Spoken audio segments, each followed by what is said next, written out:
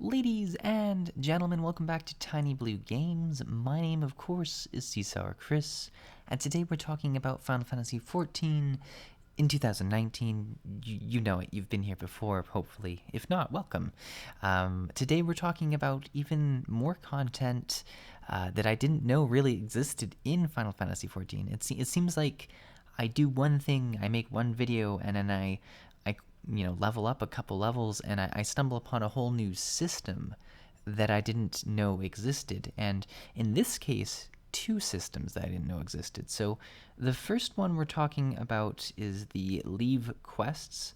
I believe that's how you'd say it. And there's several different ones here. The one we're doing is the battlecraft leve quests, and I believe that means just combat leves, whereas there's also crafting and gathering, it seems like. So those aren't going to be touched in this video. I'm really excited to do them, and those are actually the ones I've heard more about from people in the comments on the video I discussed about crafting. They had mentioned that, hey, the leve quests are a really good way to level up your crafting, so I'll definitely check that out eventually. But in this video right now, you're seeing me do one of the battlecraft leves, and these are pretty cool. They're like a really intense quest, I guess. The reason they're more intense is that you choose when you start them, and there's actually a timer associated with it. So it's not something that you can kind of forget about a bit. Like, you have to start it and finish it off, which is fun.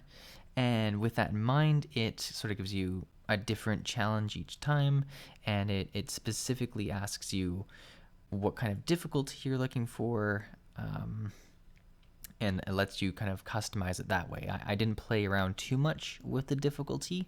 It kept me at level 4 when I started, and it seemed like that was fine. I didn't have really any difficulty with it, so I'm not sure if that goes even higher or what the deal is with that. But it did give me an extra bonus experience and reward for staying at that higher level and for still completing it. What I had to do was pretty similar to a lot of other quests you'd see, is just go and kill a few monsters, loot a few things, and then it would complete it. Like I say, the big difference here is the timeline. But I'm very interested in the system because obviously this is a pretty low level. This is a pretty simple task.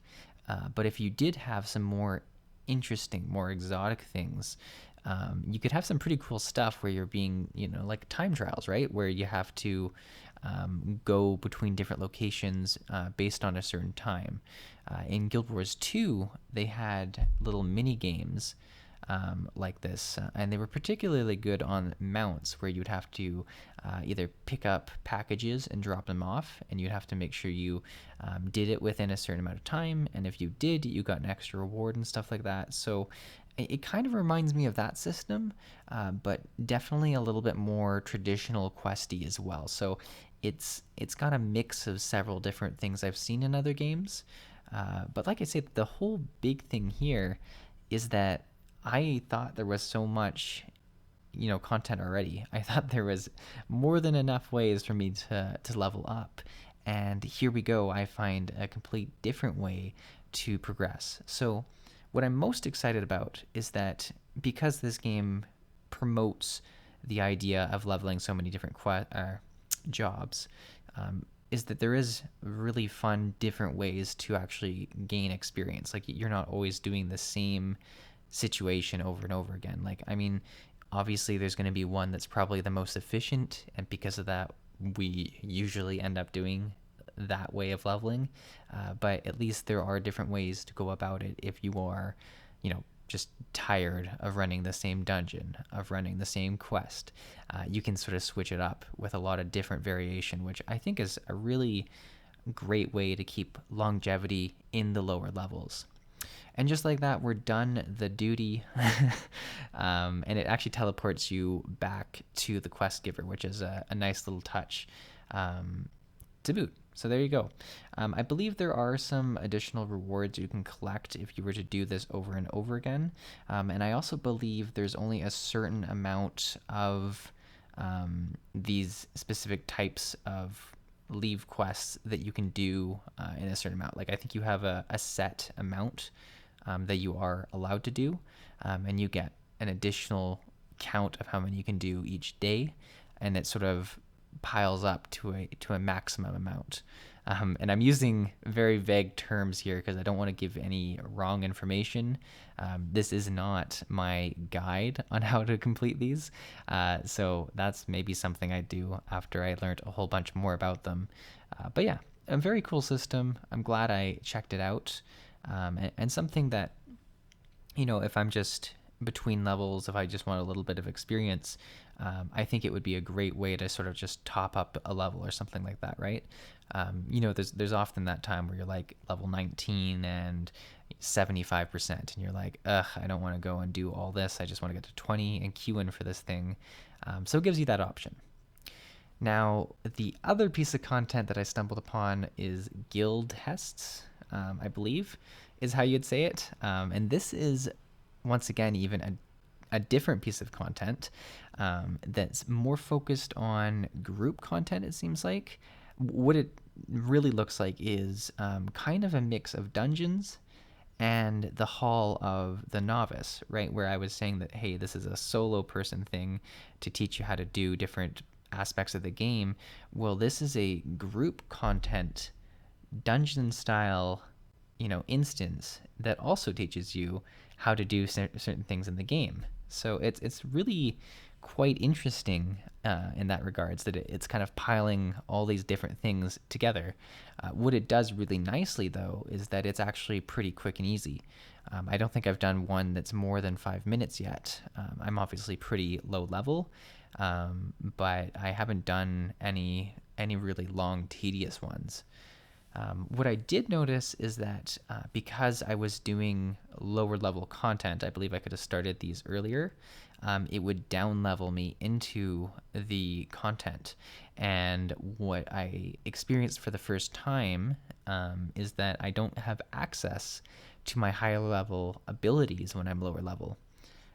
Whereas in other games, you would get access to all your abilities, but you would just do reduced damage with them. In this game, I wasn't able to use some of the abilities that were like level 17 and stuff like that. So it was very interesting to see that system, and I would assume it's a lot easier to balance that way, because although, say in your World of Warcraft, your Guild Wars 2, you get down leveled, but you can still use these pretty crazy abilities that there's almost nothing they can do that's going to make them not be overpowered, right? Some of the Guild Wars 2 ultimates, World of Warcraft, some of your like end game abilities, they're going to be overpowered even if they're toned down. So it's a pretty cool way that they go ahead and let you still participate and quite drastically even out your class. I don't know. I was kind of surprised by that. And that's not really the point of this video, is not to talk about the down leveling system, but to talk about the Guildhest itself. And I hope I'm saying that, because if I'm not, I like that I'm saying that properly, because I'm sure in the comments you guys will be all over me. I'm kind of the worst person when it comes to pronouncing new things that I've just read. And I apologize for all the mistakes I that I've made in the past, and that I will continue to make in the future, because I'm sure there's going to be more. What's interesting also about the system is that it does work similarly to the Trial of the Novice, where once you've completed the first one, you can unlock the next sort of one, and it goes in steps that way. And I made it I think through 5 or 6 of them, and then it was like, hey, you have to get to level 20 to do this one. So it could definitely be a system that continues for quite some time. I don't know how long it would go. It would be interesting if it went to a pretty high level. I'm not sure if they even carry it forward through expansions or not. I'm not the proper person to talk about this, but I'm going to continue sort of pushing all these different types of content as far as I can, because I think it's a really great way to explore the game, right? You don't want to be very tunnel visioned and say, hey, I'm just going to only do the main scenario quest, or I'm just only going to do dungeons to level, because when you get to end game that way, there's so much of the game that you didn't see. There's so many systems you didn't see. There's maybe mechanics you didn't see. It really handicaps you in terms of your actual knowledge of the game. And certainly as someone who thinks the most interesting part of an MMO is learning about everything, I think, you really disservice yourself by rushing, by skipping different pieces of content, because maybe these, don't give the best experience, but they're a fun way to experience the game, right?